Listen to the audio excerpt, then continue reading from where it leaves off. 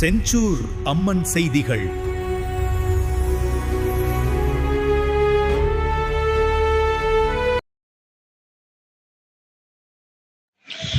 வணக்கம்.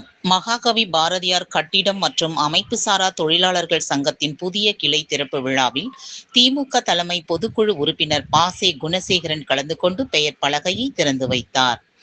திருவள்ளூர் மாவட்டம் கும்மிடிப்பூண்டி அடுத்த மாநெல்லூர் ஊராட்சிக்கு உட்பட்ட விவேகானந்தா நகரில் கிளை தலைவர் பூரணி ஏற்பாட்டிலும் மற்றும் மகாகவி பாரதியார் கட்டிடம் மற்றும் அமைப்பு சாரா தொழிலாளர்கள் சங்கத்தின் மாநில தலைவி தனலட்சுமி தலைமையில் நடைபெற்ற இந்நிகழ்ச்சியில் சிறப்பு அழைப்பாளராக திமுக தலைமை பொதுக்குழு உறுப்பினர் பாசே குணசேகரன் மற்றும் மாநெல்லூர் ஊராட்சி முன்னாள் தலைவர் லாரன்ஸ் ஆகியோர் கலந்து கொண்டு சங்கத்தில் புதிய கிளை பெயர் பலகை திறந்து வைத்து உறுப்பினர்களுக்கு அடையாள அட்டைகள் வழங்கப்பட்டன.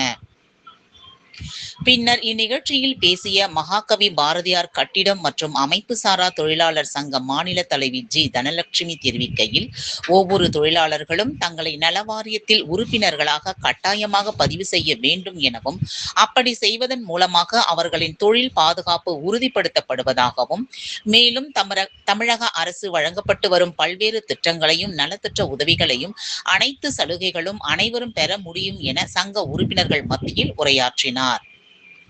அதனைத் தொடர்ந்து பெண்களுக்காக மியூசிக் சேர் போட்டி நடத்தப்பட்டு அதில் வெற்றி பெற்றவர்களுக்கு சிறப்பு பரிசுகள் வழங்கி கௌரவிக்கப்பட்டன.